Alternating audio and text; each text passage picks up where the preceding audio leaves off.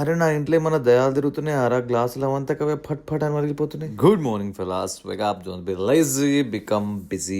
Glass పెట్టిన జాగాలో ఫట్ మన వగిలింది. మన లోపలికి చూస్తే ఎవరు లేడు. ఏ భూతం ఉన్నా ఇదే ఇంట్లో ఉంటాను. బాగా కష్టపడి కట్టుకుని ఇల్లురా. దయ్యం వచ్చినా దాన్ని దరువేస్తా. చలో చాలా రోజుల తర్వాత ఇలా జిమ్ లో పోయి చేద్దాం వర్కౌట్.